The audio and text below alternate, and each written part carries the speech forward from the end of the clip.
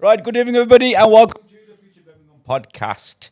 A podcast where we talk everything and anything to do with our great city, Birmingham. Before the elections, we made a pledge. Whilst we had all the councillors coming in, telling us what they're going to do for Birmingham, how they're going to make Birmingham a better place, what they're going to do for the city, how they're going to help the residents, how they're going to make our life better. We also made a pledge, and that pledge was that after the elections, whoever gets elected in, we shall be inviting them back on the podcast, on the sofa, on the couch, to come and update us with what they've done. And I'm proud to say that we've kept to our promise, kept to our word, and we are doing just that. Today we have in the studio with us a very fine young man who fought a very successful campaign in the ward of Ward End, Mr. Khaliq. And if you don't know him, he was a chap who came on a horse when he won. We will be addressing that later on today. But Khaliq, the councillor for Ward End, the cabinet member for city operations and digital, and also the leader of Better Birmingham. Janab, welcome to the show. Thank you for having me. First of all, congratulations. Thank you. I remember when we spoke, I think it was about 8 weeks ago. Oh, wow. I was extremely impressed with your podcast, with your interview. And I think the viewers were impressed as well. Mm-hmm. But mashallah, you fought a very successful campaign, and I think you won by a majority of... I think it's about 15 or 1600. Mashallah, well done. Alhamdulillah. And welcome to the role. So, how's it been? So firstly, thank you for having me. It doesn't feel like 8 weeks ago. It feels like a few days ago that we was here, nervous, not knowing what was going to happen on the 7th of May. On You were never nervous. I just hide it while Abid, honestly. You were never nervous, Harry. Then on the 8th of May, the victory happened and then the fun started, right? Yeah.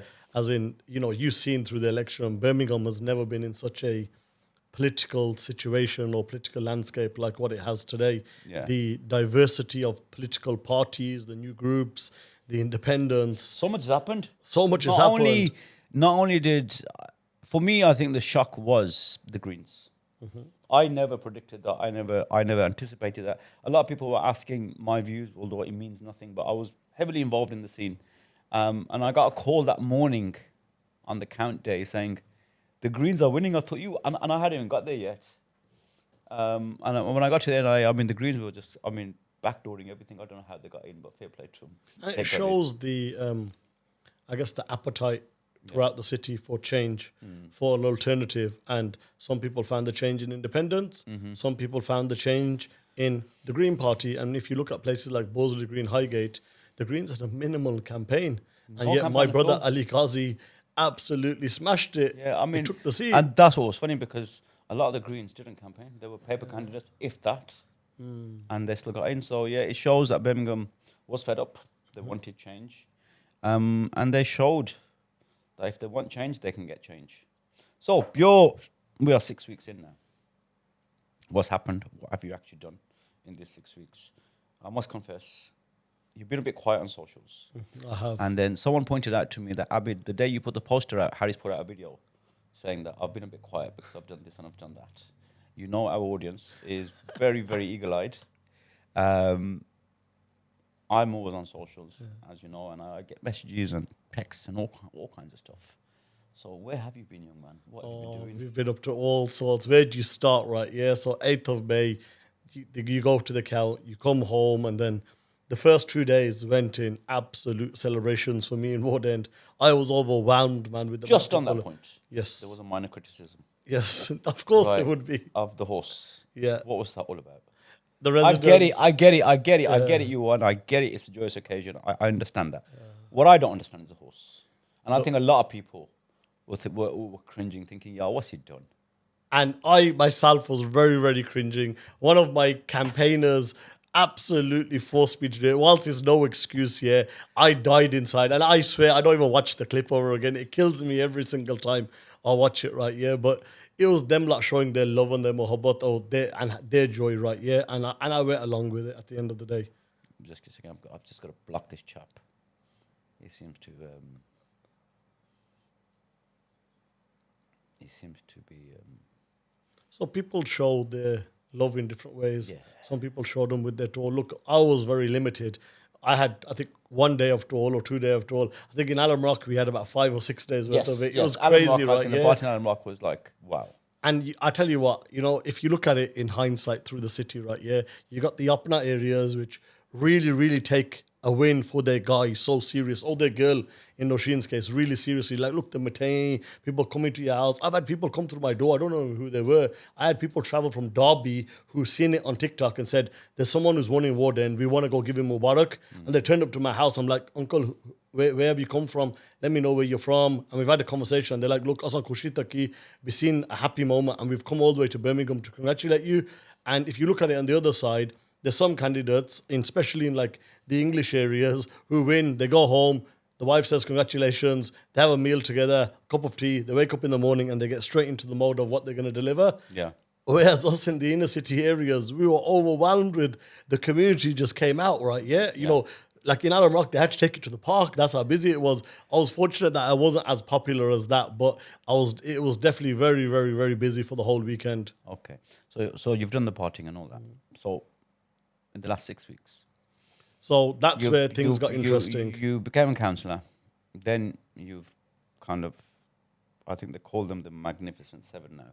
Mm-hmm. You formed a sub-independent group. You've joined a coalition. So I appreciate it's been really, really busy. But the focus of Ward End and the issues of Ward End, what's happened there? Has there been any movement? So on the coalition side, so we all got together as independents. We sat in my house. And I'm going to come to that shortly. And we discussed. So I'll come back to that when you want to come back to that. So Ward End, my group or my community group has been active. We've been dealing with stuff all the way through, right? Yeah. So from Washreath Road, where we've got all the fly tipping, been going around, knocking the door, speaking to people, generating the education around how people should dispose of waste. The simplest of things actually people don't even know about, right? Yeah, I had a conversation last week. Someone didn't know that you could access the tip without an appointment. One person didn't know you can access the tip without paying for it. So actually just educating people that you don't have to drop things on the road. Because one of the things I don't want to keep doing is becoming a councillor who is just a reporter. Mm-hmm. We need to look at the root cause of why people are fly tipping. Mm-hmm. Do they not have access to the tips? Do they not know how to get to the depots? What is making people drop things on the roads? So I've been doing quite a lot. I've been attending the coffee mornings in my local schools and meeting my residents, listening to what they want. Mm-hmm. We've opened loads of cases up around the Big Bang stuff around. We've got a significant flood on Washreath Road. I think I have over 100 cases open on the council system around local issues. Have you formed a team underneath yourself to kind of assist you or help you? So at the moment we are 7, as in councillors or in your own role, obviously, because you can't do everything yourself. Have you kind of got a team together under you to help you or support you? No, I'm doing all my casework myself. Wow. Okay. Yeah. So I do all my casework myself. So wherever I'm not in meetings, wherever I'm not working, every night for 2 hours, I go to my inbox. If it's on 50, I pace myself out and I try and get it back to 20. I make sure every one of my residents gets a reply within 24 hours. 24 to 48 hours, and plus all the phone calls. So you wake up in the morning and your phone's already got phone calls. Some numbers you have, some numbers you don't have, and you ring everybody back because people voted to have access to a councillor, right? Then I have a WhatsApp group for my residents, which has about 500 residents in there, which they can report things to me, reach out to me. They can also try and problem solve together. So they have been trying to problem solve, logging things themselves, providing me all the reports and all the fly tipping numbers. So we've been doing quite a lot of work together as a community. And I have to say, my community has backed me to another level, yeah? The people in my ward and community what does a typical week look like for you? Oh, every day is a different day. Every hour is a different hour, right? Yeah. But typically, you wake up in the morning, you see a few missed calls on your phone, you call your residents back after breakfast, you start talking to them, what they want help with. Because a lot of people can't email stuff to you, Abid. So when you look at inner city areas, right? Yeah, people are highly dependent on the councillor doing a lot for them. Whereas you look at other areas, people are able to kind of use the Brum account. They're able to log things. So one of the things I've tried to start introducing to my ward is at the coffee mornings, at wherever we've got groups of people, I want to go there and kind of skill them up on how to be self-sufficient so they can able to do the little things. Particularly in certain wards, they're very dependent and very reliant. And off the list of things. But casework can differ from somebody needing support with how do I fill a form, someone needing support with how do I get my child into a different school because we moved from a different ward into your ward. Can you have a conversation? Casework can be more complex, right? Yeah, that my child has an ECHP plan and we feel that we're not getting the support that we need. So casework very ways, and a lot of the casework does really break your heart because people have not had access to the elected officials for so long that actually when you look at it, it's really, really impacted their lives. So like there was somebody who needed an accessibility bathroom in their house, and this work, no one had even replied. Now this uncle was using a bucket Wow. because he can't get up the stairs. Wow. And when you look at it, your heart breaks that, this is stuff that we can put the assessments in for, we can put the right measures in there for, and we can start looking at what we can do from a council to support. And then these conversations start. Why? From firstly just speaking to them. And if you can't do it, one of the great things is telling people, I'm really sorry, this sits out the council boundary. So now that you've been in the position for 6 weeks, and obviously you now really appreciate the workload, and you've been thrown in at the deep end, do you have any sympathy for the councillor before you? Because you were very critical, right? Do I have sympathy? I think, I wouldn't say sympathy. Do you appreciate, though? I mean, you can't answer every email. Right? I can't answer every one of my emails, and they're my paying clients. I answer every single one of my emails. But there'll come a time because it will get to that point where there'll be emails that may go unanswered, for which you will face criticism. People have messaged me since I put your poster out, oh, he ignores us. I'm not saying the trolls are saying that. Obviously, listen, there's always a story behind the story, and there will always be trolls and there will always be stories, but there will be incidents, and you've got to be honest, there will be incidents where you will mess up. You're not a robot, you're not a computer. It's human nature, and no one's criticizing you for it either, because we're human. I mean, I think it was yourself who said to me that someone told them that the toilet wasn't working. Right. So you get instances like that. You're going to get stuff like that, which it's going to become overwhelming. I mean, this is the honeymoon period still yet. You're only 6 weeks I agree it's the honeymoon period, but the requests that are not fulfillable with, the main thing to do with those requests, and this is advice I give to all councillors, to be able to educate people through them, because now you have a communication line. Because communication lines are two ways. Someone sends you an email, just because you can't deliver it doesn't mean you ignore it. Yeah, I think my main thing is to help educate people on what you can use a councillor for and what you can't use a councillor for.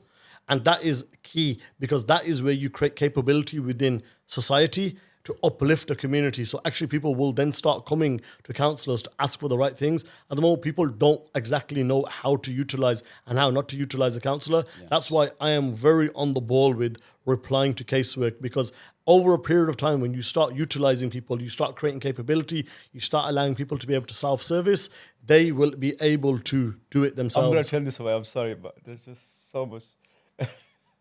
Right, I can't see it. No, you don't want to see it. I swear, it's not bad about you. Okay, it's just too music. Right. So, what's the one thing that's been really that residents will be really surprised of what you've learned in the past 6 weeks? Going into the chamber, mingling with all the councillors, finding out what's what, how to get things done. Obviously, you didn't know how to do certain things before. Now that you've come into the role, you've figured out the process. What's been the most surprising thing for you? I think the most surprising thing is the willingness of council officers to help. And actually, when you go to them with problems, they really exhibit their experience, because we have a lot of qualified, experienced council officers who are able to really, really deliver. And I think it's about how you present the task to them and how they welcome the task when you give it the right context, and how willing they are to kind of support residents. I have really, really, really appreciated that. And because I have come to council officers with some challenging questions, right? Yeah, but also with some challenging resident problems, and they have got all over it and they have supported, and I commend them for it. Okay. So your last podcast with us, you spoke about the residents feeling voiceless. Have you taken any measures to kind of improve that? I am confident my residents know they've got a voice, because people tell me on the comments, please. Do you feel voiceless, or do you feel like you've got a voice now? Please tell me. 100%. My residents of Ward End, who 500 of them per household, let's say 500 households are in my community WhatsApp group. I am I'm still posting on Facebook. Whilst I haven't made TikTok, I've still kept people updated from my Facebook around work. Just I haven't been able to have the capacity to be able to actually shoot videos because of all the overhead with editing videos. So my community WhatsApp group and my Facebook are really in touch with me. Plus, my community sees me around, right? Yeah, so I rotate around the Jummas in my local vicinity. So I will go, or I'll try to go to a different mosque every week. I'll make sure I spend an hour, hour and a half after every Jummah speaking to people. I'm at every matam, every hutam. In the evenings, I walk around my community with my sandals on, enjoying the weather, talking to people. The walks take a long time these days. And normally I start with myself and Brother Majid, and by the time we're at the peak of our walk, we've got about 10 people with us because we're like, let's talk together. Come on, let's keep walking, which is brilliant, right? Yeah, that the love is there through the community. And what has really, really been magical and touches my heart is the youngsters of the community, because I did a lot of campaigning on the school gates, right, as youngsters were leaving. And one of the things that worked was I put stickers on the youngsters which said Harris Khaliq for Ward End. Okay. All those youngsters, or so many of them, remember me. When I'm walking around, they're like, there's Harris Khaliq, there's Harris Khaliq. And it's so overwhelming because those children are ultimately those who gave the dua and gave their support and actually spoke to their parents and said, vote for Harris. Fantastic. So what's been the single issue that's generated the most complaints in your ward? Fly tipping. Fly tipping. No doubt about it. The crisis with waste throughout the And I city. must say, I'm on another WhatsApp group for Spark Brook. And the way your colleague, Jamil Khan, is dealing with it, it's blowing me away. Amazing. He's on it. He really is. He's, you know, I was saying to someone that day, if he manages to clean up Spark Brook, and he's well on course of doing that, then that puts the rest of the city under a bit of scrutiny. 100%. If you can clean up Spark Brook, and the way he's doing it is just unreal. So Councillor Jamil Khan, he's a friend now. We've met through both being elected at the same time. He is such an asset. Yeah. I'm so glad that he is somebody who stands by my side every day as a councillor. He is so passionate that he cares about his community. I think people in that particular postcode now, before they fly tip, they think a million times because Yes. they know they're going to get caught out. 100%. They know they're going to get £1,000 fine. And there is no friends or family. Mm-hmm. It is, if you do it, you're going to get caught because it's CCTV Yep. everywhere. And I've actually witnessed in the group and I thought, oh my God, but he's relentless. And I think a lot of us, look, I've seen Councillor Shokat doing it on Alamrock Road as well, right? Yeah. I think a lot of us are taking it to the front rather than relying on council services to just collect fly tipping. Yeah. We don't want to be in a position of being reporters who just log things and things get collected, because people get used to, if we dump, people pick it up. Actually, what I've started doing myself is, so I'll give you an example. Last Saturday, I woke up in the morning and my phone is bombarded through the WhatsApp group with the state of Washington Road, outside the barber shop. Someone has decided to empty a flat out Yes. on the road. I've You've seen seen it it on my Facebook, right? Yeah. So I was fuming because I'd promised my kids I was going to take them out at 1 o'clock. So I said to them, we're going to go to Oodles and Noodles in Star City, and then we're going to go to Gravity after. Now, plans on hold now, yeah? So my blood pressure's a little bit high. So I've gone to Wash Street Road. I thought I can just take a photo and log this, but people are going to live with misery throughout the whole day because this ultimately will not be collected today. Yeah. Council's not, if I report it, even as the cabinet member of city operations, this is not Amazon Prime, right? Yeah. Or, Netflix, you press a button, on-demand service that they just turn up and they collect it, right? So what I did was I went to the businesses, we looked at the CCTV, and we pinpointed the individual. And we went to the individual and said, Papa, Hello. oh, no, hey, flana, soya wa, this, that, the other. I said, brother, listen to me. You need to call him back. He works in your shop. So-and-so have raised it. We called him back and said to him, look, you got two options. Either you're going to be reported or you're going to clean this up. And I got his phone out, I put the tip postcode in, and I said, I'm going to sit in Kundan and have my cup of tea with Uncle Iftihar from the Riyal Property Link. He gave me a lot of company that day. Yeah. We sat there while the guy cleaned up the whole road. Yeah. But what that teaches back to people is that not to do that policy of again. Zero tolerance. Yes. And it may seem drastic, but it needs to be done. No. The only way is to go to the people who are the root cause and say to them, you're making people's lives misery, because the system will take its time to take someone to court to issue the fine. But actually what we can do is proactively, calmly, peacefully, in a non-violent way, go and speak to people. There's people who park on a piece of green land in my area. So what they've done is they've destroyed a piece of social land, which is on the front of flats. There's over 30 cars there, parked there. I've gone around and knocked the neighbours' doors and found out who it is. It's a guy who's who's got a recovery truck. He's been parking all his salvage vehicles on there. So I had a conversation with him. He didn't listen the first time. So I contacted the police, spoke to the council officers, and we towed his cars away. Because that is the right thing to do. If you break the law or you decide to opt out of following the system, creating a misery for everybody else, we will use whatever force we can from the council to come down on you. And there's people have other powers as well as residents, which they don't know. There's a West Midlands Police initiative called Operation Snap. If you see a car parked on zigzags, if you see a car that overtakes you in a way that is not fitting to be on the road, and it's on your dash camera, you can go to Google and type in Operation Snap, West Midlands Police, and you can upload the evidence. And at the bottom of that website, they give you a link to a report every month on what they send out to the people. Okay. We've been utilizing that south because we know police resources are limited, traffic wardens are limited. However, when people decide to opt out of following the law, we will send it off and we will make sure something's done. Nitrous oxide. You spoke about that very enthusiastically last time. You wanted to, I think your words were, you wanted to make Ward End a nitrous oxide free ward. Anything happen with that?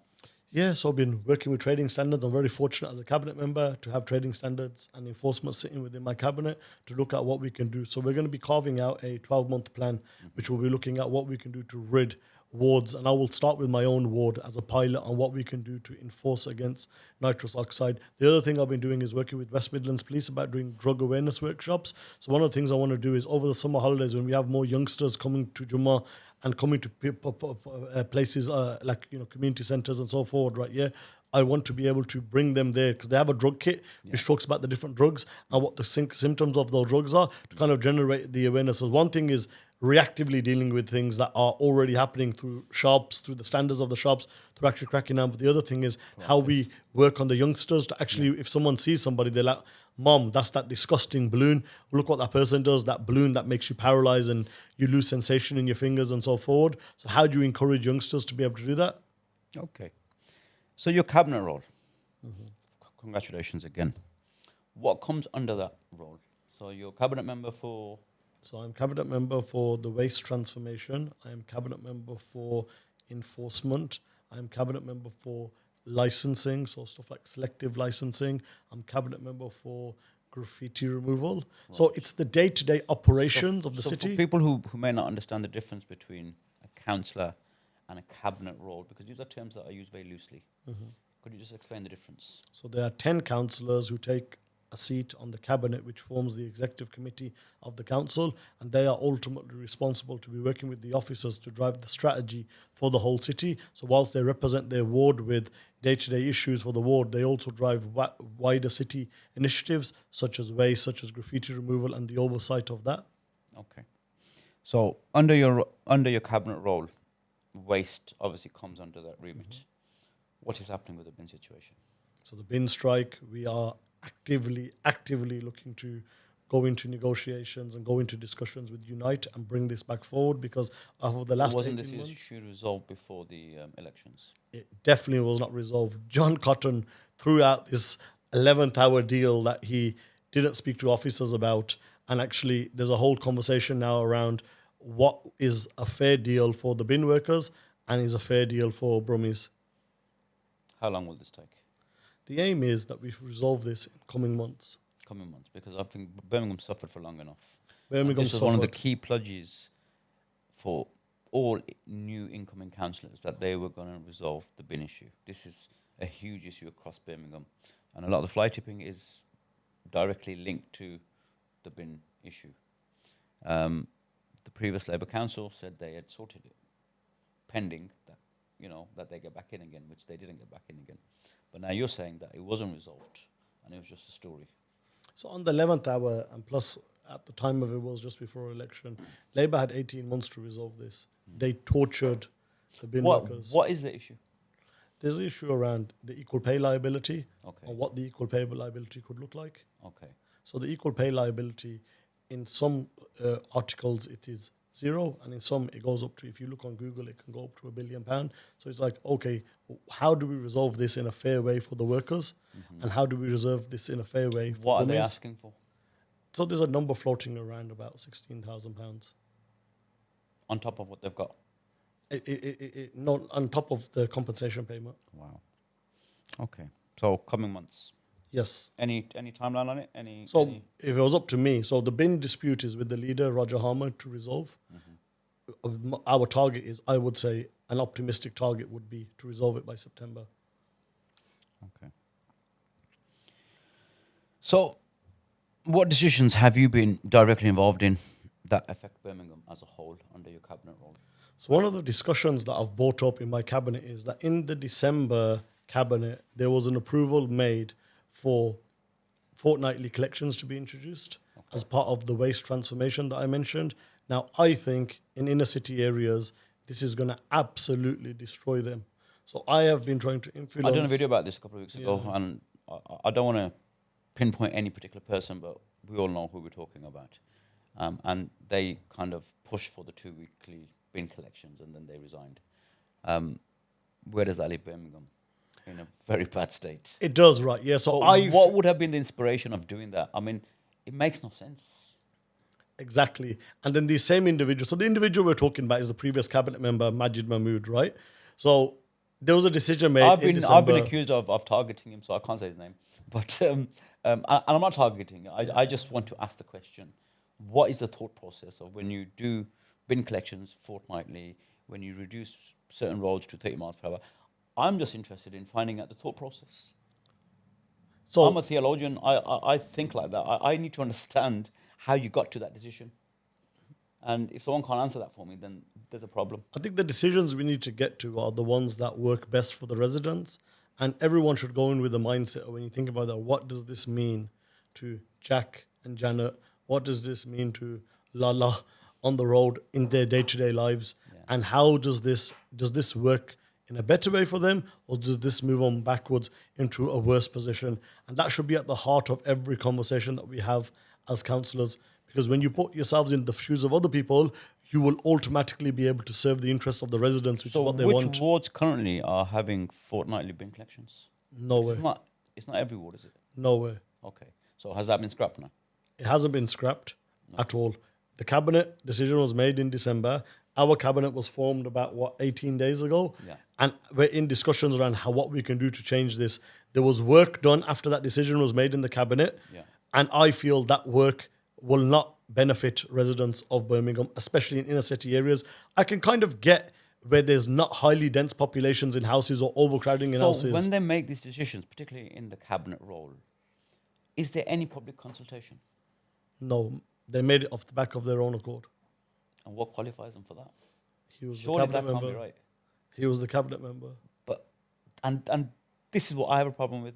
You're making decisions for the residents of Birmingham, for the population of Birmingham, yet there's no consultation process. How can that be? It's such a big decision as well. Such a big decision. That impacts the day-to-day lives. You've got 2-bedroom, 3-bedroom houses with 12 to 13 people living in there with a small bin. You've got a number of houses throughout the city that don't have bins. You've got flats that were never issued bins that are allowed to drop their black bags on the curbside. Let me tell you the problem that I'm having as an insurance broker. You know, a lot of the businesses I insure need to have alarms. Mm-hmm. Their sensors keep on getting triggered because there's a rat problem across the city. Mm-hmm. And hence, they're having to turn the sensors off, which means it's making the insurance policies nil and void. Yeah. It's a silly example, but it's a fact. And it's happening so much now. I've got huge problems, literally.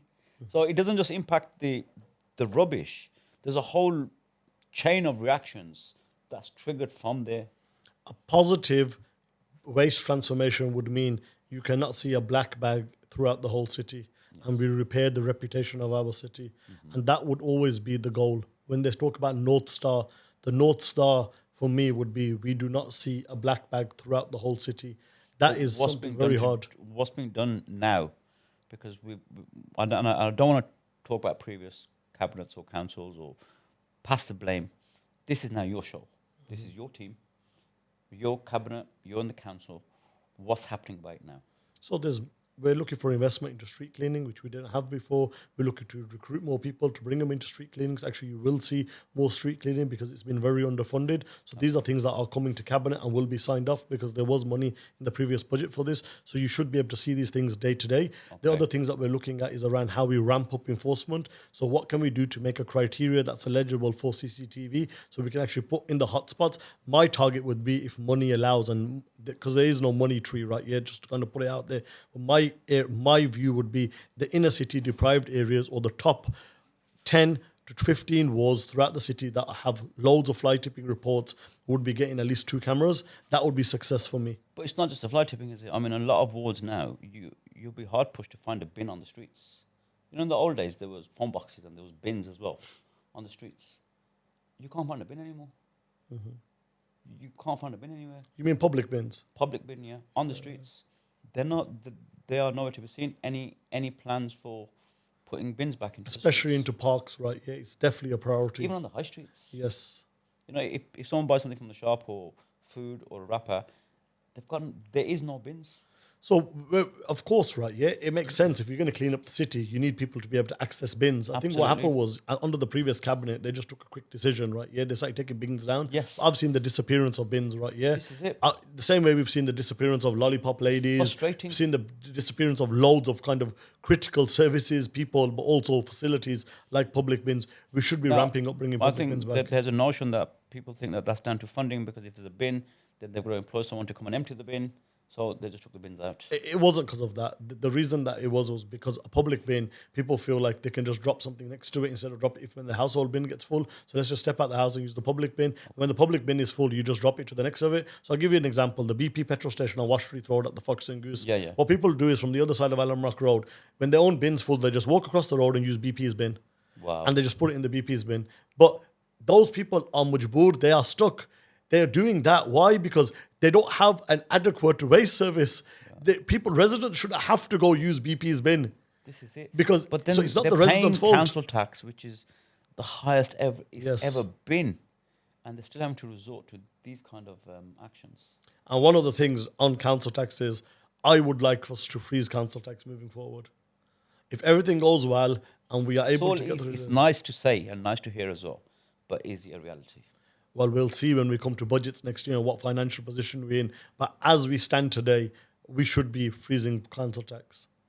And again, everything is down to where we are on the budget next year. Roads. Yes, My that tires, is not my tires. That's not my cabinet, but My yeah, go on. tires.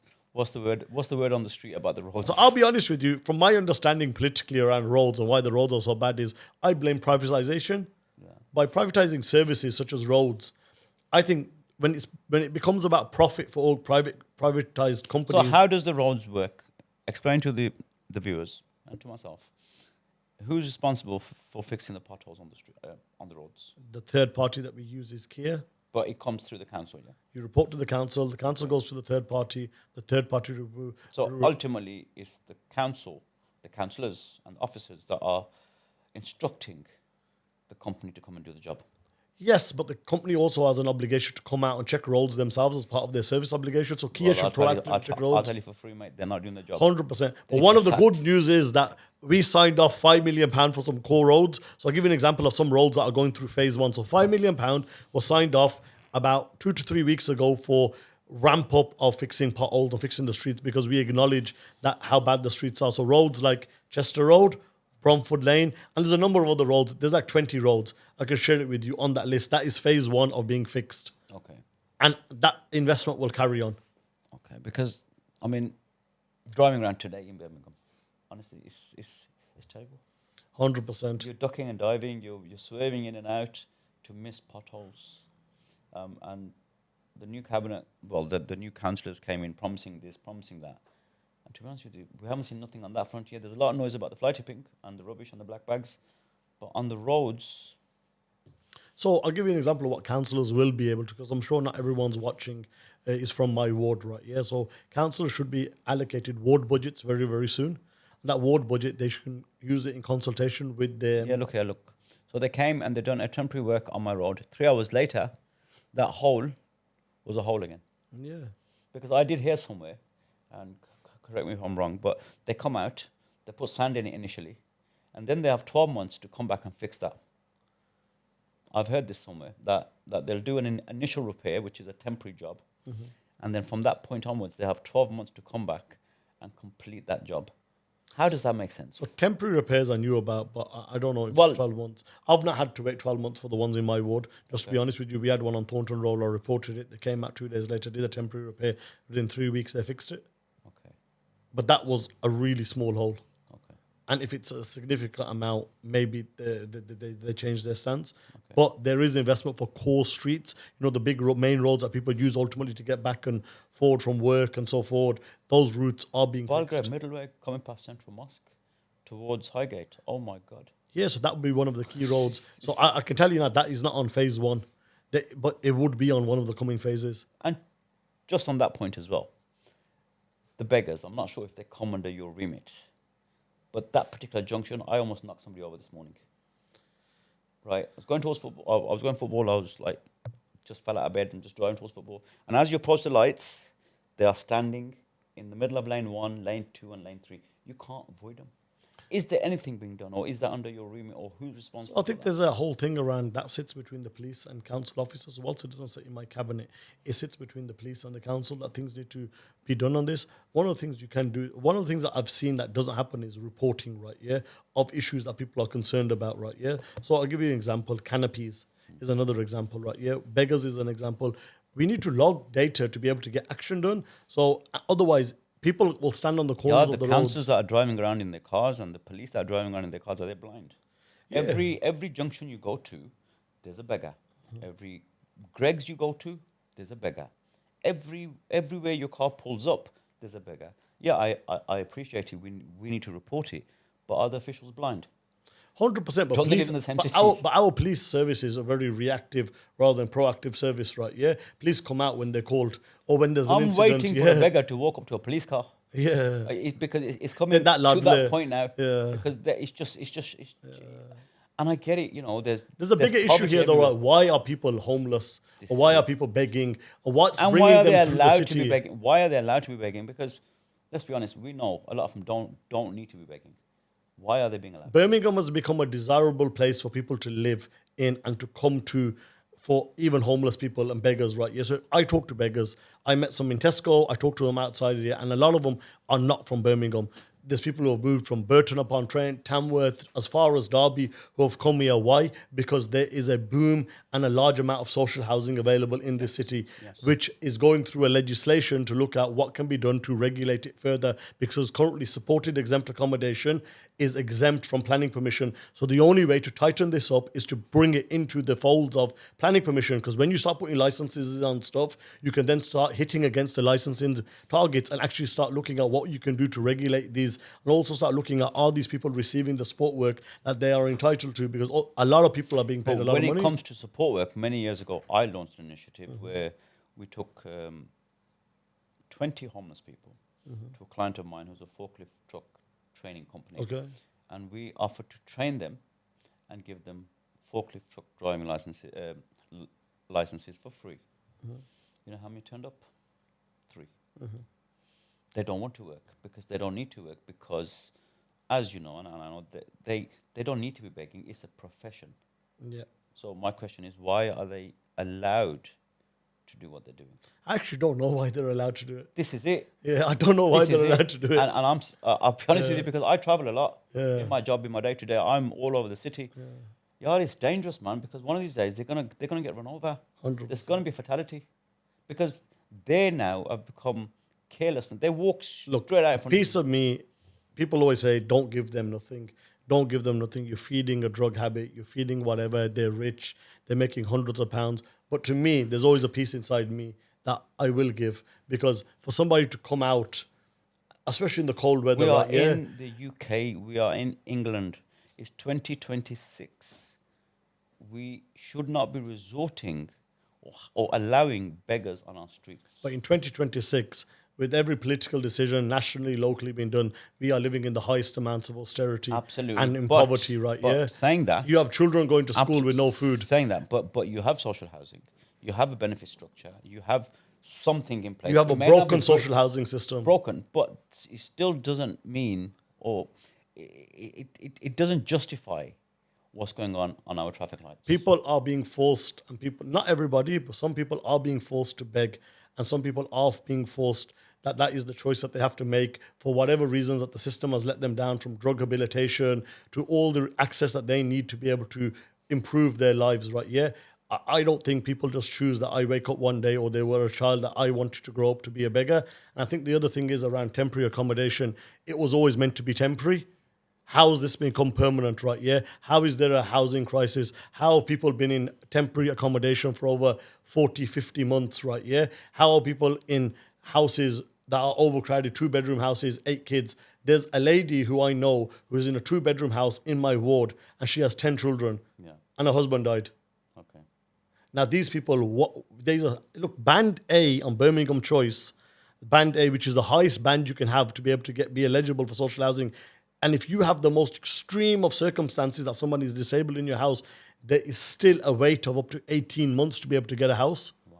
So we have a housing crisis, not just in this city, throughout the country. Yes. There is a housing crisis throughout the country because we are not developing houses at the state social housing at the demand versus how many people are needing homes. Okay. So what's the biggest challenge facing your cabinet portfolio right now? The waste transformation. The waste. Because the waste transformation, there's no doubt about it. I do not want to be in a position where there is fortnightly waste collections in inner city areas that are densely populated. However, because a decision was made in December by Majid Mahmood, who is now tweeting and saying, why is recycling not being collected because it was approved in December, but he's missing out the bit. The reason we haven't reintroduced recycling is not because we don't want to reintroduce recycling or introduce food recycling. We want to do it in the right way by also obtaining weekly collections for residual waste. And there's a whole thing around how we educate people around what food recycling is, right? Yeah, because not everybody can go on to the council website and understand English. I actually want to be in a position to be able to have multilingual content that comes out. And I want people to be able to understand this and even be able to put adverts and stuff like that on channels like Noor TV, Takbir TV, and all the channels that people watch to be able to see, you know what does food recycling mean? Because recycling is important, and actually that will drive down residual waste. When you bring back the recycling, waste recycling, you bring back food recycling, and you also keep residual waste. Over a period of time, we should see a decline of the need of residual waste. And then if we are in position, we can start looking at fortnightly or whatever works. But for now, with such an unstable system with waste, the last thing I want to be in a position with, because of the last cabinet member, is to be introducing fortnightly collections. Okay. Better Birmingham. People still don't understand what Better Birmingham is and how it was formed. I call it the Magnificent Seven. It's been referred to as that. Can you just explain what Better Birmingham is and how it was formed and why it was formed? So, Better Birmingham was formed in my front room when we sat down as independent elected councillors, and we had a meeting around how we wanted to move forward and what we wanted to do. And those of us who were candidates from Lozals, Aston, Alumrock, Bosley Green and Sparkbrook decided that we wanted to go into a discussion with other parties who wanted to form an administration, because we have made some big promises and we have had some big conversations on the doors and through our campaigns. Some campaigns lasted up to 12 months where we were knocking doors, speaking to people and pledging stuff. For us to be able to do that, we wanted a seat at the table in administration to be able to influence in the right way and to get the investment and to get the voice of our residents in the deprived wards. One of the things that we all had in common between all was we represent the most deprived wards throughout the city. Okay. From Sparkbrook to Ward End to Alumrock to Aston to Lozals to Bosley Green. These are some of the areas that have been let down year and year and year again. So we came down and we said the right thing that we can do for our residents is to form a group. Now in the council, you have to form a group together to be able to have. So if you are more than 6, you get access to an office. So you're not hot desking or walking around. You get access to then having someone who could work and support you with your casework, and you get access to other facilities if you form a group. So we formed a group, and the best name, because that's what we want to do, is Better Birmingham. So we formed Better Birmingham. So I am the leader of Better Birmingham, and Nosheen is the deputy leader. Okay.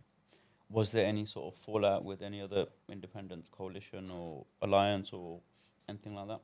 I don't think there was a fallout, right? Yeah, I think we just had differences of opinion on political strategies. There is some members of Better Birmingham where there's 2-seat wards, where one member's part of Better Birmingham, and the other councillor, although independent, is not part of Better Birmingham. Yeah, so Sparkbrook It gets a bit confusing, doesn't it? I mean, I understand it, but for the residents, they're kind of thinking, "Hey, Gava, you know what's going on?" And so we just need to kind of explain that to people to give them peace of mind, because I don't think people actually understand what's happened. So this is really two people who have different opinions on how they want to serve their communities.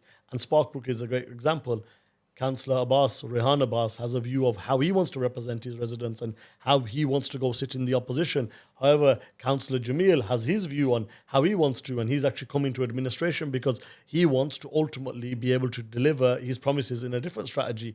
He has taken on the role of Deputy Cabinet Member for Bereavement Services and Community Safety, because he knows that that is an area that he wants to play a vital role in shaping, because we've had many years of promises that our bereavement services are going to improve, and that's something that he cares about and is one of his interests. So to be able to do that, you need to go sit into administration. And those administration conversations were amazing. So I never ever thought when I got elected that I would be at the table sitting with Councillor Roger Harmer, Councillor Julian Pritchard, so Roger from the Liberal Democrats and Julian Pritchard from the Greens, to be able to negotiate and become the kingmaker, because ultimately those 7 independents that you referred to as the magnificent 7 independents were the deal breakers between forming an administration or not. And we fought for everything to be put into that partnership agreement that represented our communities, from stuff like extending graveyard times, from stuff like looking at the parks that have really been deprived. So moving away from just investment into parks like Sutton Park, Cannon Hill Park, but actually looking at the intercity parks. Why can't Farm Park be invested in? Why can't Warden Park be invested in? Why can't Rookery Road Park be invested in? We also spoke about how we give local empowerment models to councillors within wards. So ward councils are actually able to own their budgets to be able to spend their money. So actually when residents are asking, it's not a budget that is sitting miles away from them. They know what they need to be able to do. Other stuff that was in the discussion was around, okay, what can we do to make the lives of taxi drivers easier? The taxi market is a significant market within Birmingham with, I think, over 6,000 taxi drivers. What can we do to help the day-to-day lives of this workforce that sits throughout our city easier? And that agreement I can share with you, and it will be on the betterbirmingham.co.uk website. That is the foundation of what the partnership is agreed on, that if we deliver these as our priorities and we set this standard with the council officers that this is what we want to do, then this is what success looks like for us. There's other stuff in there around how we reintroduce bulky waste collections, because residents want that. Not everybody can go to the tip. Someone just wants to put a bed in their driveway for someone to come and collect it, and so much more. There's a stuff around drop curbs. So one of my ideas is that drop curb is very, very expensive right at the moment, right? Yeah. And the legislation around drop curbs has changed over the years. I want to look at how we can reform drop curbs, because inner city areas are really suffering. You've got houses that are next door to each other. One house has a driveway under the old legislation. This house went and applied and the legislation changed and they weren't able to look at getting a driveway. One of the things in that drop curb policy that I want to look at introducing is somehow if we can offer a discount for those houses that have EV cars or have an EV charger on front of their house, to ultimately look at how we get more EV cars on the road, but also offer a discount for people with drop curbs who have an EV charger. So there's loads in there that is ultimately what the partnership with the other two parties was formed on. So Roger Harmer, Yes. the Lib Dems, who you speak highly of, is now the leader of the council. He's also the leader of the Lib Dems, who you spoke very critically of in your previous visit to the podcast. So what would you say to people who question why you formed an alliance with the Lib Dems?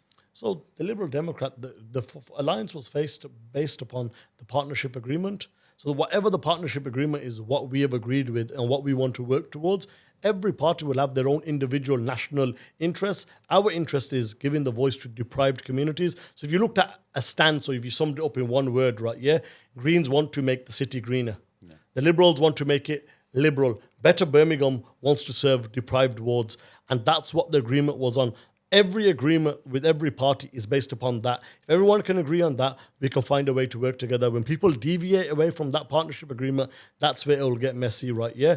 And my criticality was upon the Liberal Democrat councillor that was standing against me, right? Yeah. Actually, he was standing against me for all the wrong reasons, right? Yeah. This whole concept of that, I want to be a councillor because it's going to give me loads of glamour and residents could report it themselves. I think your comments were about the Lib Dem and Tory coalition before the Labour council when things went south for Birmingham. Well, that's when things started going downwards, and then Labour come in and they kind of picked up. And I stand by that, right? Yeah, the austerity started in the city. What's coming different this time, though? That you've got independents, grassroots candidates who are in there. What happens when, I mean, it's a coalition, and I appreciate there's agreements. But what happens if there's a conflict between the Lib Dems and the Greens and the Independents? I'll be honest with you. In the last 8 weeks of working with both parties, I've not found anything that we don't agree on. Okay. And on that partnership agreement, it made sense for all the people that we were representing. There are people in the Greens who want this. There are people in the Liberal Democrats who want this. The foundations of it is very, very clear. And that's what sets it up for success. We have not disagreed on anything. And if you look yesterday, for the first time ever, if you look at the Britain First rally in the city centre, this is the first time you've seen people from the administration, from across the three groups of the administration, all there with no coordination, just because the people cared. So if you look yesterday on the photos and on the media and everything that was happening in the city centre yesterday, there was councillors from the Liberal Democrats like Izzy Knowles from Moseley. There was councillors from the Greens like Atikur Rahman, Jane Boston. There was councillors from my group, myself, Councillor Jamil, Councillor Shokat. We were all there representing together. Why? Because we want to put the residents first. Okay. Now, would you be open to taking other independents under the Better Birmingham banner? You can't brand all independents as the same. It will be subjective to who. If they choose to, or if they proposition you. It depends on who, and it depends on what political baggage they bring with them. If they have made bad decisions over their period of time when they had the power, and now that they've lost their power, they now want to come over to try and push their own political agendas to gain more for themselves, or they have a political ambition for anything else, they are not welcome in Better Birmingham, because they are the people that led this city to the mess that it's in. We are picking up so much mess. Like, if you look at the workload, sometimes I go to sleep at night, and all night on my head, what is playing is, what are we going to do to resolve this? Because you know why? We promise people dignity and respect, and those people are those people that we see every day. They deserve it. What are we going to do? If those people are the reasons that we have to make difficult decisions, and these are the people that are ultimately the culprits of this, they're not welcome in Better Birmingham. And if there's any specific examples you want to ask me about, I can have a candid conversation around each one and why they're not acceptable to come in, but also the ones that we'd love to work with. Listen, the podcast is very neutral. Okay, what I put on my own socials, that's my own views. Those are my own. I am not a neutral person. Yeah, when I'm in this chair, I'm kind of neutral to everybody, and I welcome anybody. Yeah, because we just want to get to the crux of what's going on. So in short, Abid, I would say Better Birmingham is not a scrapyard for the rejects of the political system. You have to be about Better Birmingham. You can't be about a group of people who are making Birmingham worse or feeding political agendas. Because I tell you what, the downfall of Labour was very simple. There was a lot of inner fighting. There was a lot of inner fighting, and we had cabinet members like Councillor Majid Mahmood, who had a portfolio which ultimately gave him power for about 60% of the council, but also had a full-time job. Now, you imagine having a full-time job and having 60% of the council to look after and to have oversight over when there's all this going on with like a bin dispute and so forward. How can a person give attention to this? One of the first things we did, because it's the right thing to do as an administration, is we broke that portfolio, because no one person should be given that much power. Because power, what does it lead to? You've seen people through the whole of history. What does power do? One person gets too much power, it leads to destruction. Now, all cabinet members have an equal proportionality of cabinet power. So therefore, you don't have too much influence and you can't do political engineering that almost, I'm going to start not send things here or not do things here or blah, blah, blah. And all these things we've seen, because we don't need to be investing energy in political engineering. We need to be investing our energy and our power and our influence in restoring the city to the greatness, because the eyes of the whole country are on this city. Absolutely. Because we're one of the only places who formed an administration. More than the country, the world. Yeah, worldwide, Birmingham's a bestie at the moment. Honestly, I get messages from all over the place. Right, Birmingham's it's a laughing stock. People are laughing at Birmingham, and but this was not the city that was laughable when I grew up. Birmingham is the city that was the home and the heart of local government. When you look back to the thinking of people like Joseph Chamberlain, what was it all about? It was about how you empower council to do more than just deliver services. How does it deliver a better quality of life for residents? That philosophy and that thinking was captured upon from the whole world. The whole world would look at Birmingham for advice, for thinking, and for strategy on local government. And that was the model that was carried out everywhere. And now what's Birmingham used to? What's Birmingham known for? The absolute opposite. Bins, rats, mess, and all this. And this is shameful, I've right? heard a little rumour that the 30-mile-per-hour speed limit is going to be scrapped. Any comments on that? It's up for review in September. We're hoping that it will get scrapped. Because I still, to this day, don't understand the logic behind that. I don't understand the logic On the behind it as a highway, resident. I don't understand, on the Duke carriageways, I don't understand the logic. It's something we want to take to full council, and we will let the councillors vote and decide. Ultimately, for me, 2 dual carriageways should go back to 40 mile per hour at the minimum. That would be the Smallheath dual carriageway and the Costco dual carriageway by Star City. No, a Duke carriageway, I mean, the same way you've limited it to 30 and put cameras up, limit it 40 and put cameras up. That's what that is the it's plan. as simple as that. So that is the thought process, right? Yeah, that what can we do with 2 of the dual carriageways? Ultimately, it's up to the members, it's up to the wards members to vote. I will always be for moving Smallheath dual carriageway and the dual carriageway across Star City stretch back to 40. And residential roads, wherever there's residential roads, we can look at keeping it to 30. Okay. Or residential houses. So, Better Birmingham, has it achieved anything since its formation that you feel that you maybe wouldn't have been able to achieve as an independent? So the priorities that have been defined are from Better Birmingham, right? Yeah. Okay. Better Birmingham was at the heart of the negotiation. Better Birmingham helped form the administration. Better Birmingham put all the needs of the residents that we had heard in there, right? Yeah. From longer opening hours, from graveyards, to how we shortened the time to get someone buried, to all the other stuff around bulky waste collections, how you clean up alleyways, how can we reduce health inequality, and so much forward. That was all kind of put in there. And the other thing is, being an independent group with 7 councillors, we managed to get significant influence through the cabinet. We have 2 cabinet members. I am the cabinet member for what they call city services and the digital. And you have Nosheen, councillor from Alam Rock, Councillor Nosheen Halid, who is the deputy for adult healthcare and young people. That is significant representation for the needs of our community. Okay. That independence, I don't think any independent group throughout the country got that much influence on the table. Okay.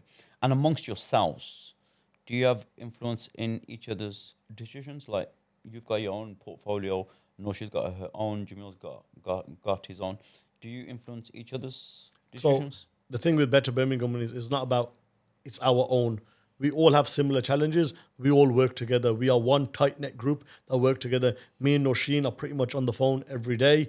Me and Councillor Shaukat talk regularly. Me and Jamil are on the phone probably every hour. Me and Adnan talk. Me and Tajuddin talk. Me and Abdul Shuman talk. Because we need to work together to look at what we can do to share knowledge, to share resources, and to work together to build a strategy that serves all our wards together.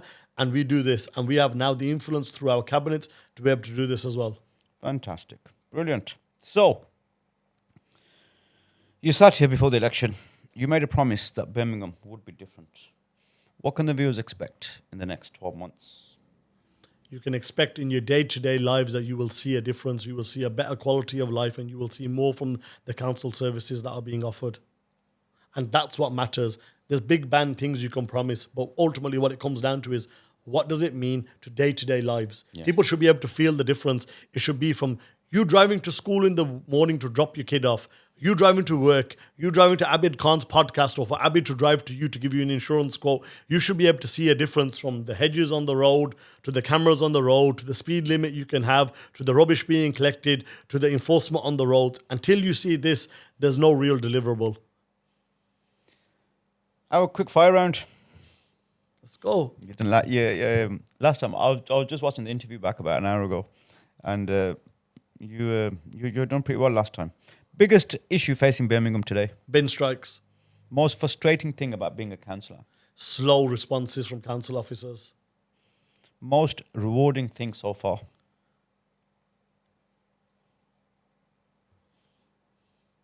There's so much. There's so many things. I think the most rewarding thing for me was the uncle who didn't have access to the toilet, around looking at how we can look at accessing funds to help bring him a toilet. Yeah, I think that if we land that, and we land that well, that will really, really help. One thing that residents don't understand about the council. And nothing happens overnight. There is bureaucracy, there is red tape, there is levels of decisions that have been made before, there is a status quo, there's all sorts and there's a tight constraint on resources, there's a tight constraint on investment. Every conversation, there is a battle. You need councillors that are quirky. You need councillors that are witty. You need councillors that think out the box. You need councillors that are creative in solutions. And you need councillors that can ultimately influence council officers. You also need councillors who are able to say no, do not follow national or local mandates, but actually do the right thing by residents. And that is the biggest thing. Nothing will happen overnight. No councillor has a magic wand to say, boom, let me get that done for you right now. One thing that the council doesn't understand about the residents. I think the council needs to do more to see deprived communities, the suburban ghettos that are being created throughout the city.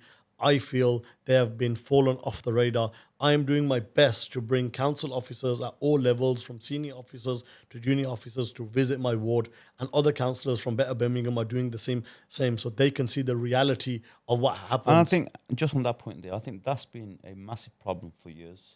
People sitting in glass offices are not able to make decisions for people, let's say, living in Alum Rock.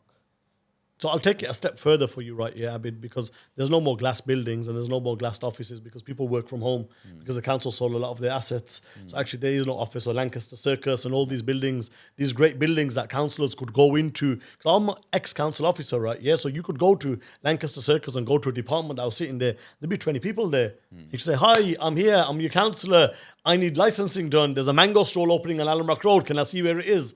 And you'd be able to speak to someone. Now you liaise with people through digital technology and Teams and emails, and therefore that social interaction is not there. That relationship building is not there. You can't see people by the water cooler. You can't walk past them in the corridor and say, hi, you're Margaret who deals with planning. Can we have a quick conversation about XYZ? All these things we lost with selling up asset and people working from home, and then COVID, which pushed the workforce at home, which therefore makes it very, very challenging. However, we have a responsibility to bring officers closer to the work that they are delivering so they can see what project they're contributing towards. So this is very, very important for every councillor. And residents, if you don't see your councillor walking around with officers once a month, there's probably a question for you to have at your residents' neighbourhood meeting that I haven't seen you with the police force, which are the partners of the council. I've not seen you walking around with enforcement officers. I've not seen you walking around with planning officers. I've not seen you walking around with parking wardens. What's going on here? And that is very, very important for empowerment of residents to be able to see that, because my residents see me, my head teacher see me in my school. On Friday, I bought my engineer for highways and Brother Imran came to the ward. He came at 5 o'clock and we were out about on the streets talking to residents 7 o'clock to look at what we can do to make road safety very, very important in Warden. And you know, the residents absolutely loved it. People were coming out their houses. What would be a 5-minute walk on a road turned into a 25-minute conversation, which led to people thanking me, sending me emails, sending me text messages saying, Harris, we've not seen a council officer walking through Ward End in 12 years. Thank you so much. What's the best decision you've made so far? To form Better Birmingham. To be able to sit on that table. I have learnt so much here. I expected that I would become a councillor. I would be lying to think that if I said I didn't expect to be a councillor. At some part of me, when it came to about January this year, I knew I was going to win Ward End, because when I was walking around my community, when my residents, who I call uncle, auntie, baji, papa, who live next door to me or live around me, were ultimately endorsing me, pledging to support me, I knew I was going to win. What I never ever thought was that I was going to be a leader of the independent group. I was going to be on that table having those negotiations and those tough conversations. And that is probably the biggest win, because from that I learned I will be able to be a much quirkier resident and a much quirkier councillor to be able to fight for the right things. I now have the knowledge. I am growing in experience. I am now getting a seat at the table to learn myself, to be able to create capability. And the next big thing is that, who do I pass that on to? Because we want to grow more and more each election, to have more and more independence. Labour is finished. It is over and done with. The decisions they've made have ruined themselves. One of the worst decisions they made this time was getting into bed with reform. Many of your councillors campaigned saying vote for Labour because you don't want reform to win. And then at the first council where we were selecting an administration, cheeky, List A came out and it said they wanted to split scrutiny chairs with the enemy of the deprived community, which I will say openly, loud and proud. The reform blame everything on the boats. They blame everything on migrants. They blame everything on all the things that are not causing the austerity through the city. And what does Labour go and do? They go and do a deal that we will split these seats with you. You vote with us and we'll vote for you. What a shame. I expected better from Councillor Nikki Brennan, who I thought would be wiser. As a councillor who served in Sparkhill for a predominant period of time, I would have thought she would have had some empathy and some sympathy for those communities that have suffered. And if she wasn't going to vote because the National Office said, we want you to sit on your hands and we want you to abstain while we build Labour 2.0 that would ultimately be supportive of a left coalition or be supportive of what the working class represents, because as our elder says, Labour Party is for labourer. Well, it doesn't represent the labourers at the moment. It represents reform, because they want you to get into bed with reform and split scrutiny seats for them. What a shame that was from Councillor Nikki Brennan. Toughest decision you've made so far? The toughest decision I'm going to have to make is how we move forward with this waste transformation, because it's something I've inherited and I've not been able to shape, and I don't want to be going in the position of rolling out fortnightly collections. And I openly feel that if we can't find a way around this, we will be stuck with this fortnightly collection. However, it's going to create misery throughout the city. We're going to have to find a way to get back out of this, right? Yeah. And my promise to people is, whilst I've inherited a mess, I am growing, I am learning, I am speaking, I am learning from the people around me that I have access to in my network, ex-councillors, ex-council officers, and many, many other people. I don't want to disclose everyone's names because some people always like to be in the background, but I am learning to be able to push the right thing for the inner city wards. One thing that you want ward and residents to know this evening? I'm here for you. My daughter, they already know. I'm very in close contact with my community. There's nothing that I can say on the podcast that my residents don't know, honestly. Okay. But it's rather for the city. I've got a question at the end, and this chap keeps on asking. Ask him about the car traders taking up parking spaces. And this guy's asked the question about 10 times now. So there's something. So I think there is an issue in your area, isn't there? There's an issue throughout the city. Car traders are everywhere, right? Yeah. It's not limited to just Ward End. Yeah. There's car traders everywhere, right? Yeah. There's a whole thing around that, how car traders should be forced to be operating in spaces, in private garages. They should not be trading. And the same as recovery trucks, right? Yeah. If you want to become a recovery truck driver, you should be able to park your recovery truck in a commercial unit. Yeah. The resident should not lose out on 2 or 3 parking spots because of recovery drivers and car traders. Yes. If that is my stance on it, and that will always be my stance on it, resident bays will be for residents' cars, because most houses have minimum 2 cars these days. Okay. I have 1 car in my house, but most houses have 2 to 3 cars. Yeah. Whatever we can do to make car traders operate in car trade off the public road, we should be talking at. What will he do about it? So we will put the task to the council officers, right? Yeah, what the solutions are available to us. Is there a national legislation that needs to be involved? Is there something at a council level we can enforce? And we will work through that.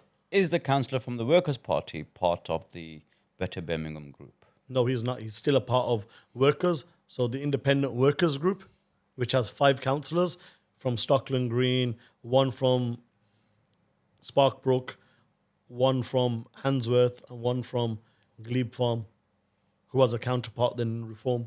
Okay. Right, national politics. What's your views on what's happened recently with Andy Burnham? all this hype that Andy Burnham was going to be the savior, the guy who fights for the working class, the man who's going to bring and rebuild Labour. I've not seen any of it. Really? All I'm seeing is a man who didn't want to say what's going on in Gaza is a genocide. A man who is just another face for the same austerity and nonsense. In my honest opinion, I see the national elections being twofold. The fight's going to be between Reform and the Green Party. And that's my honest opinion as a non-Green Party candidate and member, as an independent councillor. I see the fight between Greens and Reform in 2029, and they will be the parties that will fight it out. It'll be a pay-per-view for the rest of us. In the local elections, things differ, right? Yeah? But in national politics, the way the national politics used to be Labour versus Conservatives, there'll be a bunch of independents that will win. There will be a bunch of independents that will win, but the majority of those seats will go between Reform and Green. And we've seen it through our city, right? Yeah? Yes, and the great thing is that those independents that do go through are able to bring the voice for their communities through as well. And they can form partnerships. I mean, on the inauguration of the Lord Mayor, I was sitting in the gallery and I could see the the Reform on the right-hand side of the chamber. And when the Tilavat was done, when the recitation was done, I actually made a comment there and then I thought this is going to be fun. And as I left the council house, I did do a little video. And lo and behold, 2 days later, there was a massive uproar in the media about the recitation and them opposing it. What is the atmosphere amongst the councillors and the opposition? And is there any unity? Is there any love? Or is it just attacking each other?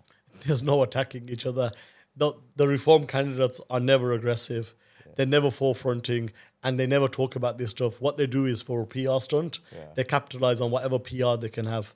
And that was all that statement was. It was a PR stunt. They sat there, they recited, they listened to the tilawat. If they wanted, they could have got up and left. Absolutely. They could have done anything. This is all media politics. The PR game is the PR game is being lost. Let's be honest. Reform is very good at pushing an agenda on social media and in letters and in statements. But the grand reality is they still talk to everybody. They still listen to the Lord Mayor. They still turn up. They still shake hands with everybody. We still talk to each other. They sent me casework. I send them casework. Okay. But on a PR perspective, they will always push this agenda because Nigel Farage loves a PR stunt, but he's unable to deliver anything. And that's why this group being formed into a national government is going to be hopeless as well, because you're just about the gram. You're just about the TikTok. All you were... You know what? I did see that on the counting day. I walked around. I took some time at all the counting desks. And I was intrigued. I was actually astonished at... And I did make a video which said that the worst of ours are better than the best of theirs. Yeah. Right, and because I really took time and engaged with a lot of them, and I thought, oh my God, we're doomed. So I'll give you an example, right, Abid, yeah, that you can't paint everybody with one brush. So when we done the vote of leader, 3 people put themselves forward. Bobby from the Tories, Jex from Reform, and Roger. One of the Reform candidates, Rebecca, from somewhere around Quinton, Rubri, she voted for Roger because she said that is the right thing to do. Yes. And she was met with aggression. She was met by all her colleagues like, take her away from us. We can't believe she did this. She's an imposter, and all the others. She was attacked. But she still said, I'm going to sit in Reform because the voters voted for Reform and they voted for me. So I'm going to sit here in Reform. But the right thing was to do was to vote for the administration, which was what administration? The administration between Better Birmingham, the Greens and the Liberal Democrats, because Reform even knew, or a member within their party knew, that this is the right thing to do, because if you want to bring the greatness back to the city, this is the group that's going to do it. Fantastic. Brilliant. And I think that brings us to a close. Thank you for your time. No problem. It's been interesting. It's been interesting. I'm looking forward to coming back. Inshallah, 3 months. Ready. I've got to get through everyone now. Ready. Right. But any questions on the chat? No. I think I've asked the main ones. The others are just comments. Majid Mahmood has left the conversation and just stuff like that. But it's been interesting. Look, one thing on Majid Mahmood. I go back with Majid Mahmood. I know him personally since I was about 18, 19 years old. I'm 35 now. So what's that? 15, 16 years. We go back, right? Yeah. I know him as a person. You know, he's come to my house when my dad had a heart attack and so forth. Majid's biggest challenge is that his political ambitions didn't allow him to do the right thing by the residents. And that's why he's got himself into such a place that the Labour Party... I'd love to get him here, and I'll say it again. I would love to get Majid Mahmood in the studio. And again, on the podcast, I'm apolitical. I'm not favouring any particular party or any independents or anybody like that. We are just here to get the facts. The biggest shame from the Labour candidates was, especially those Labour candidates who resigned, was after over 100,000 people were displaced from their homes, after over 30,000 people were murdered, after we had to witness things that are even hard to talk about, like the daughter of the Ummah, Hind Rajab, being shot, they now decided to remember Gaza. Most of us didn't campaign about Gaza through our local campaigns because people said, you are the Gaza candidates. We came out and we fought our battles on the local issues, and we won based upon local issues. I very, very limitedly spoke about Gaza because this was being weaponized against me, saying, you are the Gaza candidate, you don't talk about local issues. So I fought on local issues. Now these people remember Gaza. This is a shame to all those people that gave their lives, that were displaced, that were murdered, and our daughter that we seen being shot, that now you remembered Gaza. You should have just said that the Labour Party stabbed you in the back and didn't give you leadership, that took away that cabinet role that gave you the power and came out truthful, and you apologise for that, because what the benchmark of your political credibility was when you had the power, you should have come out and spoken. Now that power was taken away from you, you remember the people of Gaza. This is the circle of politics, that you were here one day and now you're here at the bottom. And it's our duty to leave you at the bottom and not bring you up to the top. So please do not resign and mention the people of Gaza, because it is a shame to those people that someone like you would use and abuse their name. And on that bombshell.